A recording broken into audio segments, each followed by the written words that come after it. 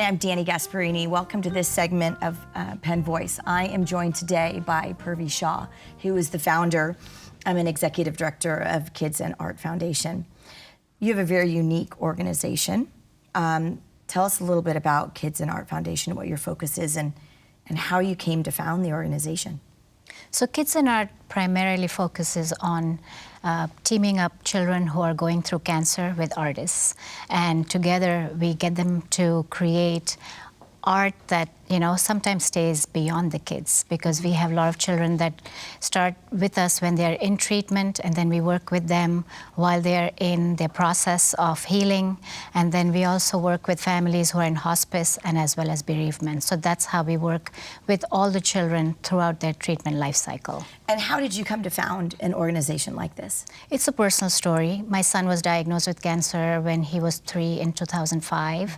And my background is in graphic design. And, I quit my job and became a full-time caregiver.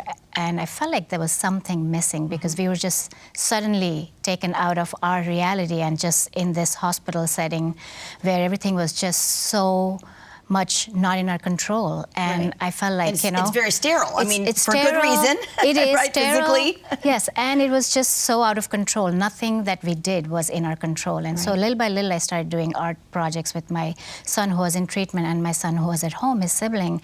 And, it just brought so much joy. And then I expanded it to the families that I got to know in the hospital. And since then, it became one of those things where, wow, this really works. Everyone was so happy. The kids got to be kids again, right. and they weren't thinking of the treatment. And that simple one workshop really kept growing into what it is today.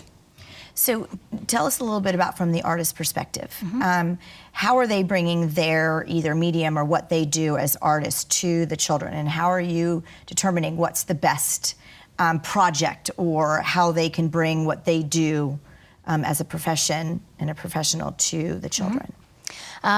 So it's fascinating. The artists, as soon as they hear about this, they're like, what can I do? When can I join in? And we've had artists who are really celebrated do just exactly what they do without really toning it down or dumbing it down for the kids. The kids really rise up to the occasion. They want to do what they have brought for them. And sometimes we do have to work with them and say certain things are not okay for our kids. They get a lot of numbness in their fingers because of the treatment. So we can't do very fine motor skill projects or something with tape or anything that might poke them. So we'll work with the artists to just plan and think about what they're going to bring to us, but we try and let them be as creative as possible, because that's really the difference that we make. Professional artists bringing their art and our kids really rising up and creating together. So I think you have a great example of some of the lasting artwork that the children and artists are creating. So tell us about what you've got in your hand. So these are virtual reality goggles. It's Google Cardboard. This art that you see is done by our kids in one of our workshops. It was a painting. And our goal has always been to empower the kids so that people look at them beyond a cancer patient. Right. And this collaboration really does that. You could just buy a plain black VR goggles or buy any one of these. And how fascinating. Our kids' art lives beyond them. This child is done with a treatment. She's a survivor. But this is always going to be there. And that's what we love to do. We do a lot of these collaborations whereby, someone can either buy cards that are made by our kids, and we do all kinds of art, Lego, jewelry design, fashion design, acrylic painting, mask making, whatever we can get our hands on and have our kids experience, we do that. And if we can apply them to something that's more tangible, we will do that. So this is something that people can buy now, and it's great. And support the program. And support the program. Because obviously you need support to keep the program going. And so how can someone like myself, who isn't an artist, but how can I get involved? So that's a question we get all the time. It's like, I'm not an artist. I can't do art. We need people like you. We need people like you to help us in a lot of different ways. spread the message. You have an expertise. We need marketing people, PR, we need managers, we need people who have any ideas. You know, we are an organization that grew from just people that wanted to do something for the families and children. Now it's grown into a bigger organization, but we are still like 85% volunteer driven. So any expertise people have, you know, maybe it's a company like Capital One, you know, took our our design and put it on the headsets. That's huge for us because every one that's sold, we get $25 as a donation. That's huge. So it's little things that really count and add up. So you can, you know, write about us, blog about us, you know, help us in organization and finance, you know. There's volunteer coordination. There's just so much an organization needs. So I think what you're telling me too is I don't have to necessarily have the answer, but I can go to your website and just sort of see the different things that you're doing, and maybe something will come up and go, I could do that. I can sit. Whether or not I'm sitting at bedside and helping children with a project, or whether I've got my company involved, or whether I'm helping to volunteer and spread the word for you, or even writing a check. Absolutely. And giving to the organization. Check says all nonprofits love them, but I think for a nonprofit to keep going and sustain, you need more than just money. It's the outreach and, you know, communications. Absolutely. And specifically, you have an Art Heals program. So give us a little bit more background on that. So the whole reason the word healing came into our being is I personally feel that art should become part of the treatment cycle. When a child is diagnosed, every focus is on getting rid of the cancer. There's nothing else talked about what happens to the child while they are in treatment, or to the sibling, or to the family. And that's how the whole healing treatment came out. It's like we need to think about the child as a whole, not just as a cancer patient. Because even with children who are done with their treatment, they have a lot of side effects. They sometimes relapse. And that's where, you know, healing comes in. It's like, how do we as a society heal? And arts is a form of healing, whether it's writing, drawing, dancing, music, painting. So that's where, you know, healing comes in our program. So what hospitals do you work with, or where do you reach most of the children? So our program started at Lucille Packard Children's Hospital. That's where my son was diagnosed.